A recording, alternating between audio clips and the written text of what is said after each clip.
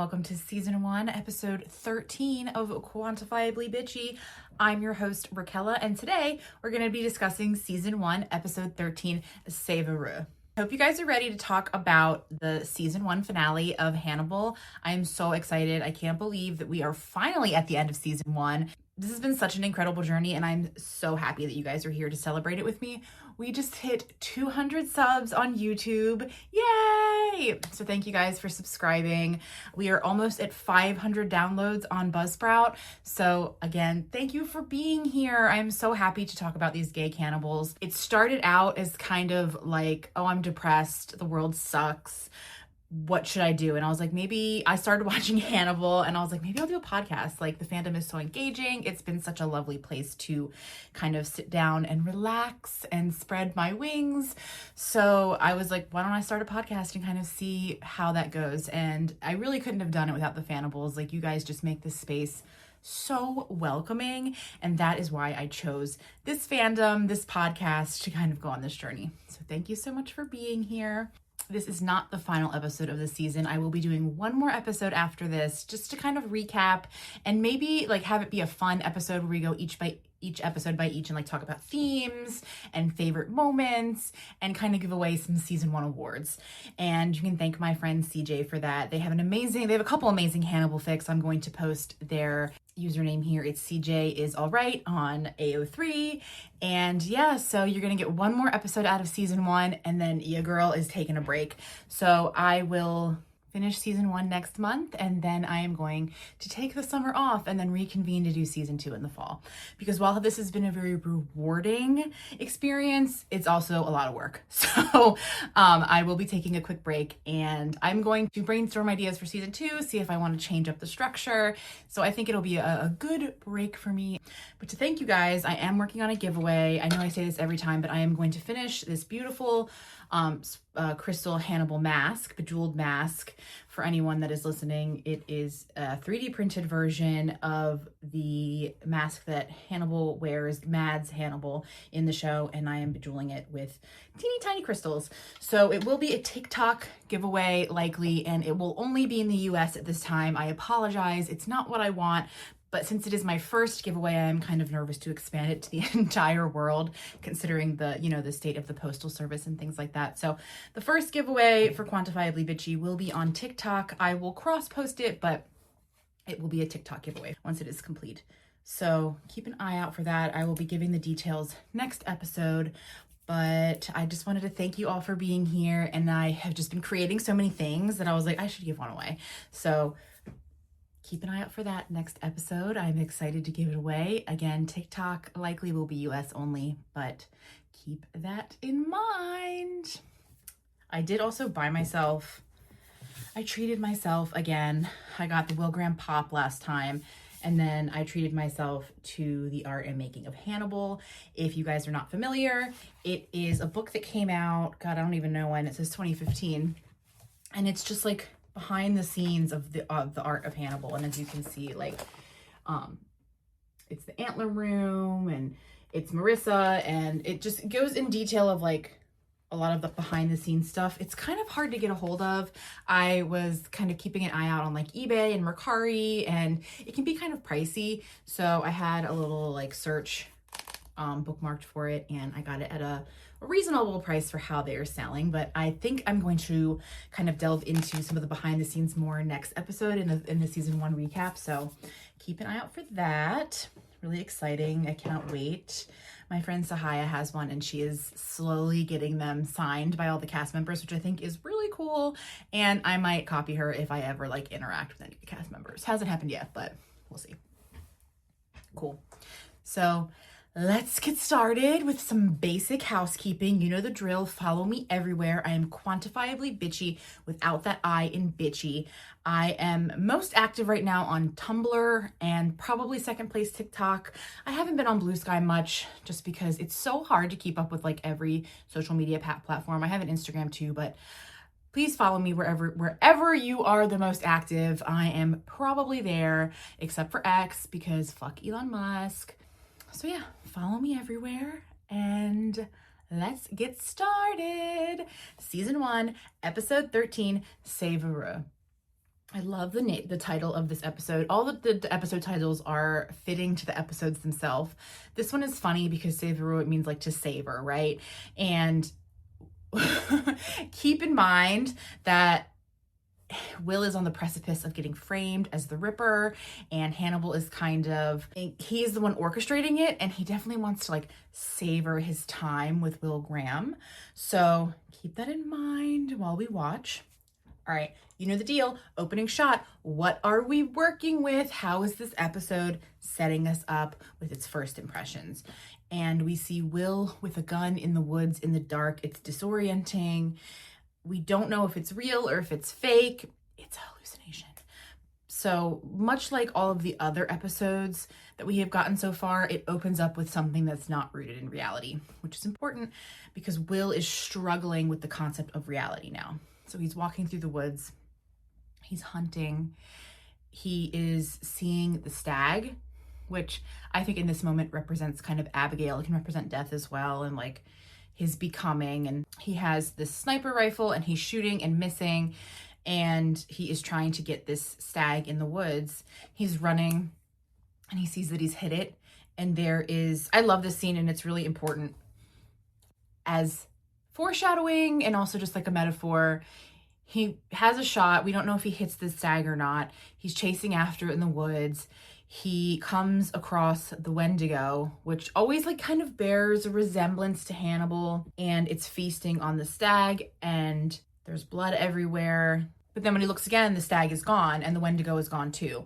And I'm pretty sure we don't really like see the body of the stag, which is important to note because Abigail is missing, presumed dead. But in his hallucination, there is just tons of blood everywhere in this woods with this deer, but the stag, and there's no body. He senses trouble. He senses this other beast that is feasting on the stag. And then he turns and it's the Wendigo, and he is scared awake because he was dreaming. In his bed, his dogs are looking kind of alarmed and concerned. He is sweating. He's not been doing well. Remember, he thinks that he has cured his fever, but encephalitis was never mentioned. And Will looks down at his feet and he's covered in dirt. His hands are covered in dirt. It kind of reminds me of Thaisa in Yellow Jackets. I don't know if we're a Yellow Jackets fandom here. I'm assuming we are. We love the gay cannibals, right? Gender, not a requirement. Of her, you know, eating the dirt and like running around at night and like kind of disassociating. Will is kind of having that too. His hands and feet are covered in dirt. He's clearly been running around the woods, which he was hallucinating about. And it's like, did it really happen? What did he see? What is he doing in this lost time? Or is it simply a hallucination? The world is kind of like shaking. The camera's shaking. It doesn't feel like a stable reality. And our poor boy Will goes to the sink to wash his face, and he throws up an ear. This is one of those moments in the show that I think it's so gross, but it's like, I remember watching it for the first time and being like, genuinely, what the fuck is happening? And you're so disoriented that you don't know what's real and what's a hallucination, and that is so on purpose. It puts you in the mind of Will himself. I do love that he takes all these aspirin because like that's a thing Will's been doing this entire season, and he barfs up the ear with like the aspirin on top. It's just this nice kind of silly little detail. But we're given no context, and I think, again, that really puts us in the mind of Will Graham. Why is there an ear in my sink? Is it a hallucination? Is it real? Like, what the fuck is going on? Really strong way to start out the season finale. And then this next scene, this next like cut to Will like in like the fetal position, like on the porch. Oh, it's so funny. He is going through it. And of course, Hannibal shows up at the perfect time because, again, he's orchestrated this, so he knows to be available. He is knowing when to show up. He is keeping an eye on his chess pieces. I will say this entire episode, Hannibal Lecter and Mads Mikkelsen, but Mads as Hannibal is doing a great job acting and seeming concerned and seeming upset. And I'm sure some of those emotions are real for Hannibal, but he is definitely repurposing them to frame Will. And Will confides in Hannibal. He lets him know that he went to Minnesota to find Abigail and he did not come back with her. And he is not sure where she is, and he has no idea what's going on, and he threw up an ear. Hannibal remains calm as he always does and directs Will to show him. Show me what you have done, Will Graham. Hannibal does a really good job in this situation. And I don't think it's fake, you know, being his friend and supporting him in this moment that he orchestrated himself. But Will very much sees him as a safe space at this point, and that is important to remember as we continue throughout the episode. Hannibal does a really good job of playing concerned here, despite knowing exactly what's happened to everybody. And Will is very loose-lipped. He's like, I had an episode. The last time I saw Abigail, we were in her father's cabin in Minnesota, and I attacked her. But it was fake. It was fake. It was a hallucination. It was fake. But at this point, we can't really trust Will's judgment. And I know I said this last episode, but like, just be prepared to be very frustrated, because Will Graham is right a lot, but in this case, Will Graham is super right, but Hannibal is just playing it so smart that nobody believes him, and it becomes very frustrating. And it's a great way to lead into season 2, which continues this narrative of Will Graham being crazy and wrong when he's actually right. Hannibal sees the ear in the sink and pretends to be like really horrified and disgusted. Again, just really great acting from Mads as Hannibal, and it's very... I remember watching this for the first time, like almost believing it, even though like I know Hannibal is a character, right? Hannibal convinces Will to turn himself in. You have to call Jack. You can't run from this. Hannibal is savoring this, as the title suggests, and he is convincing Will to turn himself into the police. And if Will turns himself into the police, you know, he doesn't have to be his doctor anymore. He can just, you know, visit him in the hospital or in jail like a bug in a jar, a slutty little bug in a slutty little jar. And Jack comes to the house, asks Will, what are we going to find in Minnesota? And Will does not remember. It's very sad seeing Will this way, because he knows something is wrong. He doesn't know what he did. He gets processed by the FBI, and you're seeing the science throuple walk into his house. Everyone looks sad and dejected. Like, nobody is happy that they have to process Will Graham, and Beverly the most of all. You can just see the disappointment on her face. And this hurts me the most watching it, because she felt like she really knew Will, and she felt like she could trust him, and she was one of the few people that I think was his friend without wanting anything in return. And you can really see the hurt in her face, and I hate it. But nice job, Hannibal. It's a very somber scene. Like, nobody is happy to see Will Graham arrested. And that's a testament to his relationship with the people at the FBI, I think. As difficult as he was, they did like him. We get the blue and yellow jackets of the FBI, because remember, blue and yellow are seen as very safe colors in Hannibal, and they're supposed to be the colors that are protecting us and keeping us safe. So I love that little detail. And then we get to see why Winston looking at Will from the fucking cop car and being like, Papa, no. Just kill me now. Just fucking kill me now. And then jump cut to the next shot, which, okay, again, the underwear trilogies of Hannibal. I know I've talked about it before, but we get this great shot of him being processed by the FBI, and we get this shot with Will in season 1, and we also get it with Chilton and Hannibal as we progress throughout the seasons. Spoiler alert, but we do get the same kind of setup shot, so we get these great parallels to compare later, which we'll talk about as I do the next seasons. But keep that in mind when we're looking at this shot. He's standing there. It's the world is happening around him. You can kind of hear the dialogue of the science throuple cataloging his belongings.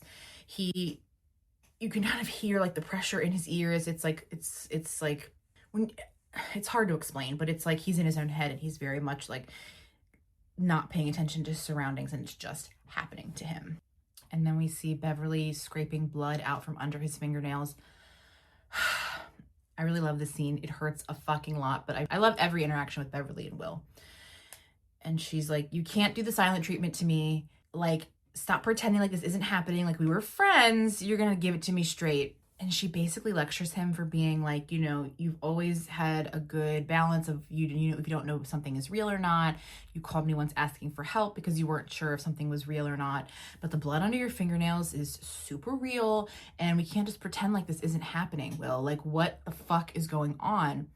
And she, again, is like one of the only people in his life to be like super direct with him. And I think Will needs that, and he's always really respected that from Beverly.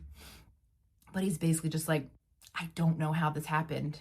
And there's this great moment where she's like, okay, you you deal with the evidence, Will, right? Like, you deal with the evidence.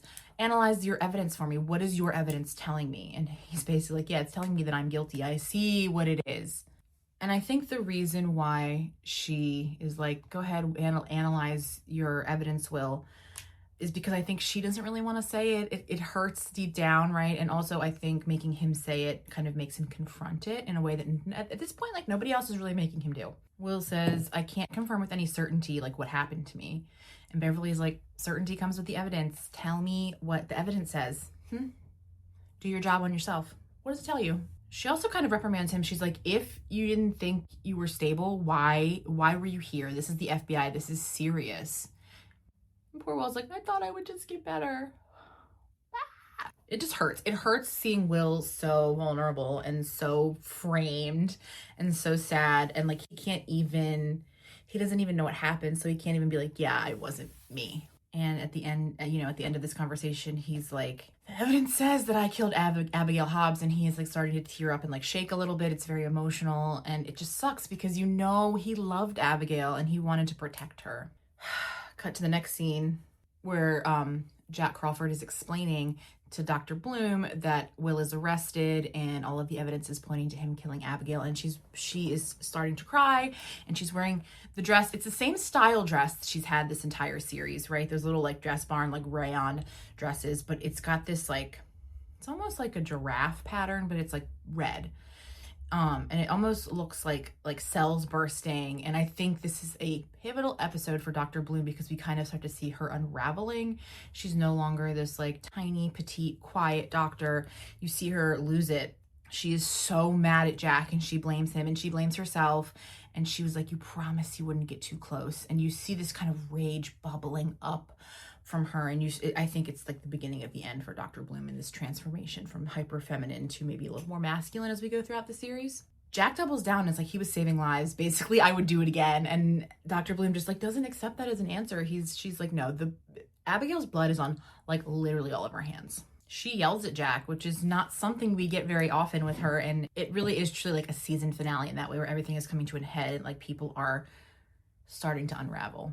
We also get this great Dr. Bloom moment where Jack is like, Hannibal said she was suffering from dementia, Hannibal said that Will was suffering from dementia. And she's like, you fucking idiot. Dementia isn't a disease. It's a symptom of a disease. Now get out there and do your job and figure out what kind of disease he had. And it's like, it was a very mic drop moment because like, I don't know that. I'm not a doctor. But I'm like, okay, if she's right, go fucking figure it out. Hello. Jack reveals that the brain scan was clean, which we know was set up by Hannibal. And it's just like, the whole thing is like, maybe there's nothing wrong with him. Maybe he is just a cold-blooded killer. Maybe he's just a psychopath. When in reality, the evidence was like heavily, heavily manipulated. But everyone trusts Hannibal at this point. Jack is like, maybe he, stepped into the mind of Garrett Jacob Hobbs and did what Garrett couldn't do, which was kill his daughter. He finished his work because he was just too empathetic and like too involved. I love this cut to this next scene. There's just dramatic music playing. Dr. Bloom is like having a breakdown in the car. She's screaming, she's punching the wheel. Her face card is fucking lethal. And you see her seeing the breakdown of Dr. Bloom. And I love it because we don't get to see her very vulnerable like this or angry. Smash cut to Will in the interrogation room wearing his little orange jumpsuit. I think that it mirrors the chair is empty, but it kind of mirrors like Hannibal in his office when they're sitting in the chairs. Chair placement is really important in Fuller's world, and we kind of see that here. Dr. Bloom is coming to visit Will after her scream session in the car. She has no makeup on. She is looking like a little like tampered down than usual, a little softer, a little defeated, broken. Will says, I could use a good scream. I feel one perched under my chin. And Alana suggests that he let it out. And he's like, I don't think I could stop if I started. And I think that's a great comparison, metaphor, allegory, whatever word you want to use for his liking of killing people and his kind of interest in the darkness. It's like, once I pursue this darkness, once I scream, like I'm not going to be able to reel it back in. Will is surprised that Alana came to visit because of his romantic overtures, and Dr. Bloom's like, yeah, he didn't know, but now he does because he's watching. This is prison. What are we doing? It's a very, very painful scene between Dr. Bloom and Will He says, you know, maybe you dodged a bullet by not dating me. Really ridiculous thing to bring up when you're being arrested for murder. And she's like, no, I don't feel that way. I feel hurt. But she's like, I will take care of your dogs as long as you need me to. And he's like, that could be a long time. And she's like, I got you. I do really respect the sweetness of Dr. Bloom, even if there's a lot of guilt attached to it. She is mostly motivated by guilt in this first season, and I do think that eventually changes, but it is something to note now. This is a really good episode. Dr. Bloom's like, we have to do some tests on you. And Will's like, what? Like, make me draw a fucking clock like Hannibal did? And Dr. Bloom's like, hold the fuck up. Why did he make you draw a clock? She makes him draw a clock. And then she connects the dots and is like, something's fucking wrong with his brain because this clock isn't normal, but he sees it as normal. This scene's really beautiful too because we have Dr. Bloom in this red dress and Will in the orange, and they're the only colors in the room that you can really see. Your eyeline is brought to them because everything else is dark and they are the color in the scene. You can see the relief on Dr. Bloom's face, realizing the clock isn't normal and that she isn't losing her mind and that Will is potentially sick. And then we cut to Hannibal, looking kind of sad with Bedelia in therapy. He is crying. Hannibal is crying, and you can definitely, I think, attribute the tears to real emotion. But remember, this entire thing was orchestrated by him. So again, superb acting from Hannibal. He does a really good job kind of pulling the wool over everybody's eyes. Even Bedelia in this moment, she's like, I know you're sad about your friend. She does suspect that there is more going on because she's smart, but I don't think that she understands the full grasp of what's happening. She said, you know, Hannibal tries to say death is a part of life. Billions of people die. And Bedelia's like, yeah, but not billions of people, you know, affect your own personal life. And like very clearly you felt something for Abigail Hobbs and that surprises you. And there's this interesting diatribe about how he never considered having a child. And we don't know if she's alive or dead. And we don't know if Hannibal killed her or not. Because remember, they were seen together last and she was like, are you going to kill me? And he was like, I'm so sorry, I couldn't protect you.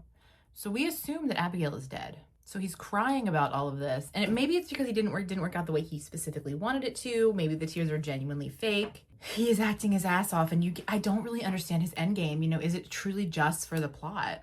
And Hannibal's like, you know, I don't really think about death. I think about my life and maybe the legacy that I leave after, and like even more so now that Abigail is dead and like Will Graham is a loss too. And Bedelia's like, yeah, you're sad about your friend, you're gonna grieve him like a death. This is also a good line too, because Bedelia's like, if they find Abigail guilty, and Hannibal's like, no, when? He says it with such a confidence that it's always just like right in your face that he is orchestrating everything, but there is enough plausible deniability in the way he uses words, the semantics of it all, that it makes sense with what you think is happening. But it's like, what do you mean when? What do you mean when? And he's like, oh no, but the evidence is really convincing because I put it there. You know? Tears running down his face. Like, it's just so good. And Bedelia's like, you can't fix him. You have to be done with him. This is it. Hannibal doesn't like that. He's like, I wanted to solve him. I was so confident that I could. He's really playing the martyr here. He's like, it's hard to accept that I could fail both of them. And I think Bedelia is like, this is odd behavior for Hannibal. And then it cuts to them zoomed in a fishing lure. I forgot about this. I watched it last night and I still forgot about this. Hannibal goes to such great fucking lengths to frame Will that it's almost like too clean and too good. Like we find out that Will was making lures with like bits of all the victims, Marissa and the other the copycat's victims. Mind you, Hannibal's the copycat. It's so good. This show is so fucking gay. It's like these men were so in love with each other. Hannibal like went to this like incredible effort to like do Will's hobby, to sit down and make each lure with love and care and make it seem like it's something that Will made himself, and he made it with the bits and pieces of the people he killed, piggybacking on these other murders as the copycat. So we see him in Will's house, you know, looking at the lures and learning about him, and then we see that reused now. So I imagine when Hannibal was doing it, he was feeling greatly connected to Will while setting him up. Because this is a crazy toxic relationship. And I'm so fucking obsessed. It's almost like Hannibal was fantasizing what Will would be like as a serial killer and then use that to like create his evidence. So he was like, oh yeah, no, he would definitely make lures out of people bits. So good. Cut back to Will in the interrogation room in his orange jumpsuit. He is walking up to the two-way window, seeing his own reflection. You can kind of tell we're like maybe in a hallucination. The Wendigo is staring back at him. It's almost like Hannibal is slowly starting to appear, but in the form as the Wendigo. And then we see him talking to Jack in his little jumpsuit. I love this line. Jack's like, we're gonna take you to a medical ward and see what's wrong with you, but you're still in trouble for whatever kind of, even if you need treatment. And Will's like, and then what? I get to fucking sit in the BHSCI and just have Chilton fucking poke me and prod me and test me for the rest of eternity, kill me instead. And it's like, that is exactly what's gonna happen. Bring on season 2. Will admits that he can't confess to something he doesn't remember, and he's like standing kind of 10 toes down. He's like, I'm not gonna admit to something if I don't remember doing it, because who knows what happened. Jack tells Will that they found the lures with the people bits in them. And I think you can see something click in Will's head where Will's like, time out, I wasn't sick when Cassie Boyle was murdered. And then he's like, oh my God, this is a plot to set me up. Like, you can see the cogs moving in his head. You see this like tiny bit of confidence. It's like, maybe I'm not a murderer. And Jack, this is so unprofessional, but Jack admits to Will, he's like, my biggest fear is learning that you knew what you were doing the whole time and you were tricking us. And Will's like, you shouldn't be afraid of that. You should be afraid that someone's framing me. We're back on track. Will Graham is back on track, baby. He doesn't know who yet, but he's like, it's definitely somebody here. It's definitely someone that had access to the case files. And Jack, if it's you, I'm extra fucked. And I love this concept of like throwing kind of Jack into the ring and being like, what if it's you? What if it's you? Because that would be crazy. And Will would stand no chance. Jack is like, I wanted to be the one to do this. You're under arrest. He's such a dick. Like, why did he want to be the one to do it? Is it to take care of Will? Is it because he's his friend? Is it because he has this like power complex and like wants to catch the Ripper? It's so many things. Jack is so frustrating, and Lawrence plays him so nuanced that I'm mostly hating him, but like I also can't hate him all the way, you know? And then we get this perp walk, Will in his orange jumpsuit with the chains. His glasses are off, which is a great detail, being escorted into a van, much like Abel Gideon, and being taken off to be treated at the hospital. And then we see Will pull his thumb out of his socket, take his handcuffs off, and lunge at the guard, and then cut to black. And then it's cut to Hannibal and Dr. Bloom and Jack meeting together, being like, yeah. And we find out that he stole the ambulance and drove away. And I don't think he killed the paramedics because he's not a murderer. Not in that sense. This is so fun. Dr. Bloom is like, here's the clock I had him draw. Look at it. Something's wrong with him. And then Hannibal pulls out this perfectly drawn clock with like a timestamp on it and Will's signature being like, this is his perfect clock that he drew a few weeks ago. And it's like, man, he just really has every single piece of evidence queued up to contradict what's really happening. And it's like, I love when killers feel unkillable because it just makes the stakes feel that much higher. And Hannibal is a really good example of that. I feel like we see that a lot in literature. Sauron, Thanos is someone that I'm thinking of, but it's just like these characters that feel larger than life, that have taken on different forms, that just cannot be killed. They feel supernatural, even if they are just human. Alana diagnoses it correctly. She's like, I think it's autoimmune encephalitis. I think that's what's happening to Will. Everyone else is 10 steps behind. They figure it out, but Hannibal figured it out first, which allows him to control the narrative of what's going on. And Jack is like, this doesn't feel like dementia. It feels like an intelligent psychopath. And Jack is right, but it's not Will. It's Hannibal, right? So like he is seeing the evidence correctly. He's just not attributing it to the right person, which is something that Jack loves to do. He's not a bad FBI agent always. This is a genius interaction between Jack and Hannibal as well, because Jack is like, how do you think that he was able to call Garrett Jacob Hobbs? Because we know that phone call was by the copycat. And Hannibal's like, I was with him that time. I was with him, which if you're paying attention, that means Hannibal could also be a suspect, but they're not focusing on Hannibal. They're focusing on Will. So they're just ignoring that in general. And he's like, oh yeah, he was alone for a few minutes. So he could have, made that phone call in reality. It's like also telling on Hannibal, like Hannibal was also alone. He could have made that phone call, but the magnoscope is not on him. So he is not being questioned, even though he is readily giving this information away. And I think that's just really beautiful and proof that Hannibal is so good at what And Jack asks if Will could potentially fake the clock test, meaning drawing the clock wrong on purpose. And Dr. Bloom's like, yeah, he could. Cut to Hannibal in his office. You see him kind of perk up. He hears a noise. Will is there in the upper bookshelf in the corner. He came to his friend. Oh, I love them so much, even though this is like a fucking mess. And Hannibal, he's always so casual and he's always so calm. And he's like, how do you feel? And Will's like self-aware. I was wondering how Will got a gun, but he stole it from one of the guards. So Will has a gun. Hannibal reveals that he's skeptical, not confused about Will, and he will absolutely change his mind if the evidence says so. And it's like this fake olive branch that he's reaching out and being like, I still believe you. I'm still a friend, Will. It's rough. And Will confesses, he's like, I would have believed that I killed Abigail, but it's the others that confused me. Which is fun because, Hannibal thinks he's making all of the right moves. And I think he makes a mistake here. Instead of just pegging, he gets kind of greedy. He wants all of the murders to fall on Will. So, they're not investigating them anymore. And nobody can realize that Hannibal was the one that was the copycat. So he wants to throw all of the copycat murders on Will. And Will's like, I would have believed if it was just Abigail. And then I got so deep into Garrett Jacob Hobbs' head that I had to kill her. But the other ones don't make any sense to me. So now I'm convinced that I'm being framed. And I imagine Hannibal...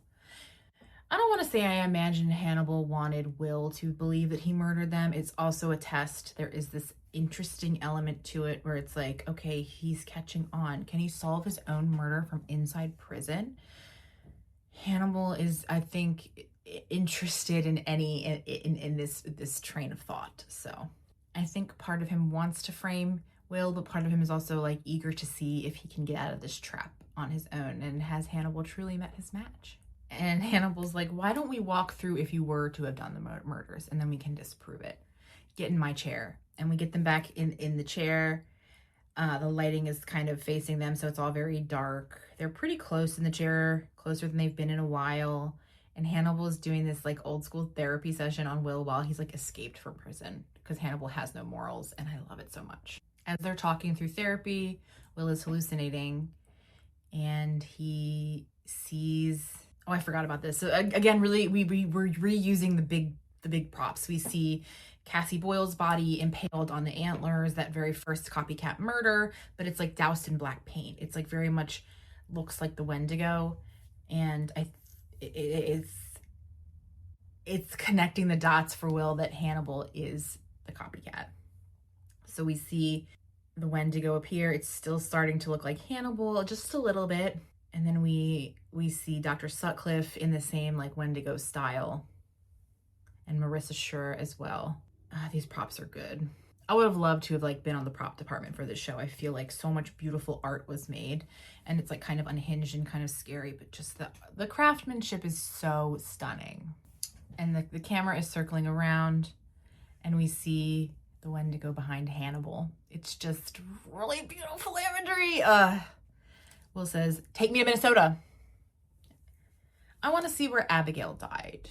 And Hannibal does. He cannot resist. This is such good plot for him. And of course he drives Will in his fancy car. It's raining. So dramatic. He's watching Will asleep next to him because I'm sure, Hannibal still feels like Will's friend and he feels safe enough to sleep. I'm sure he hasn't been sleeping. And then we see Dr. Bloom and Jack going to see Bedelia. Again, not a character we see with anyone else but Hannibal. So I love when she interacts with everybody else. And Bedelia's always playing a little dumb because like she definitely wants to stay in her lane and self-preserve. And Jack's like, I think Will's going to Minnesota with Hannibal. I think they're in trouble. And Bedelia stands up for Hannibal. She stands up for him in this moment because she's scared of him. And I think she also kind of likes him. And she's like, Hannibal still may be trying to help Will in this moment. Keep that in mind. And she's right. Will and Hannibal pull up to Abigail Hobbs's place. And he is envisioning that first episode in the kitchen when Abigail gets that phone call. And Will is Garrett Jacob Hobbs in this moment, taking the phone call and hearing Hannibal's voice. Such a great reveal. This is a good episode. It's a good season finale. We all know, so the season 2 season finale is the finale of the show, but this one is good too. Will and Hannibal are walking through Abigail Hobbs's dark house. Will having flashbacks about the moment where Abigail was like, let's reenact the murder. You be my mom, you be my dad, and you be the guy on the phone. And it's Hannibal she points to. Will is slowly starting to connect all the dots of all the little moments that have happened.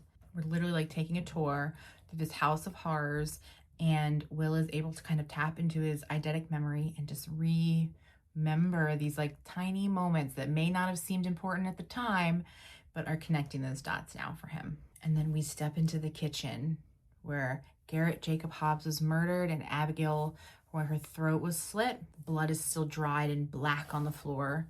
This is a traumatizing moment for Will because it's when all of this madness started. And then there's unmistakable blood that they're like, oh, it's Abigail, but they haven't found her body yet. They may never find her. Is she dead? Is she alive? Like, traumatizing. And Hannibal drops this line. He's like, perhaps you didn't come here looking for a killer. Perhaps you came here to find yourself. Again, always trying to convince him that he did it. Oh, we get this great Hannibal Will moment. Hannibal says, you're alone, Will. You understand your isolation because you're unique. And then Will hits him with the, I'm as alone as you are, kind of being like, yeah, we're the same. It's so good. If you followed the urges you kept down for so long and cultivated them as the inspirations they are, you would have become someone other than yourself. Hinting at Will Graham's becoming. But Will's like, I know who I am. I didn't kill these fucking people. You did. He says, I know who I am. I'm not so sure I know who you are anymore. Mic drop. Boom. And Hannibal's face.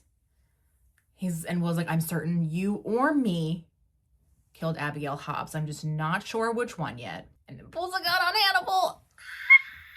Hannibal's face is just, it's hard to read, but there is this like emotion in it. You know, he's like, are you a killer, Will? Are you gonna shoot me? And Will's like, I am who I've always been. The scales have just fallen from my eyes, which is a biblical reference, meaning, you know, he is seeing the truth now.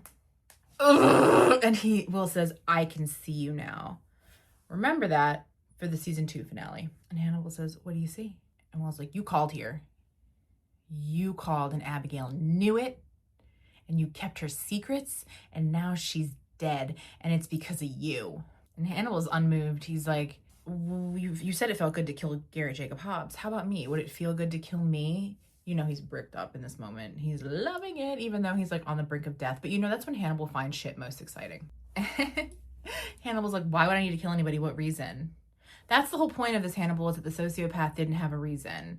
There was no traceable motive. You would be impossible to catch. I've been saying that the whole time. Hello. We see Jack has snuck in the house. Nobody else knows he's there. I love this too, because Will really figures it out. I love when Will figures it out. Anything. He's like, you just wanted to do this for the plot. You just wanted to see what I would do. You're crazy. And he's right. Poor Will. And then Jack shoots him. Jack shoots Will. And he is unable to shoot Dr. Lecter. But the beauty of this scene is he shoots Will. Boom. One single beautiful shot. And he falls in the same corner that Garrett Jacob Hobbs did, because this show is a cinematic masterpiece and an English major's wet dream. Hence why I'm here. And then Will says, see? You see? Which is what Garrett Jacob Hobbs said in season 1, but it's about Hannibal, and he is the one to go. Being like, you see? So good. It just keeps getting better. Cut to Will in the hospital room with an oxygen mask on his face. It mirrors that first shot in the first episode with Abigail in the bed, but we have Hannibal and Jack. You know, his angel and his devil, this like fucked up Norman Rockwell moment. Full circle coming season 1. And Jack asks Hannibal, would you have gone to Minnesota if he didn't have a gun on you? And Hannibal's like, yeah, I would have wanted to. Fuck. So toxic. He's so in love with that man. Hannibal's really playing the martyr, being like, this is all my fault. I didn't do Will right. What I didn't do right by Will. Like, it's just so, it's laying it on so thick, knowing what we know. And this is a loss that hurts everybody, even Jack. He's like, I've never seen someone unravel like this bad. And Hannibal says, no one in this room will be the same. And I do think that's something that really drives Hannibal and that he loves a lot, is like being able to affect everybody on like a very emotional, deep level. And him being like, yeah, my actions fucked up their shit forever. Like, I think he takes a lot of pride and joy in that. And like, there's just like narcissistic satisfaction. Cut to Hannibal showing up to Bedelia's house with veal and like a platter in this like glass bowl. And she's like, oh, come in, let's eat. And Hannibal reveals that like she won't come to his house. So he's like coming to hers. It's like very controlling, very tactical, very manipulative. But you know that food smells and tastes good and it's probably people, but like whatever. Bedelia's like, just cut to the chase. What is on your mind? She's so over it. And it just like gets worse as like the seasons progress. And Hannibal's like, I'm going to go see Will tomorrow. And she's like, as a patient or a friend? Like, what are we doing here? I thought we've had this conversation like 100 fucking times. And Hannibal's like, as a goodbye of sorts, fucking caveat. And Bedelia's like, I thought this was going to be the patient that finally cost you your life. Damn. And Bedelia gives him a warning. She's like, the cops are going to catch on that you keep having these problematic patients that end up like dead or in like the hospital. So you need to be careful. Just a general blanket warning. And Bedelia says, under scrutiny, Jack Crawford's beliefs about you may start to unravel. And Hannibal's like, what about your beliefs about me? Have they started to unravel? Bedelia understands the warning that it is. Ugh. And the ending scene of this season is like so... Brian Fuller, thank you so much for this. It's Hannibal walking into the Baltimore hospital for the criminally insane.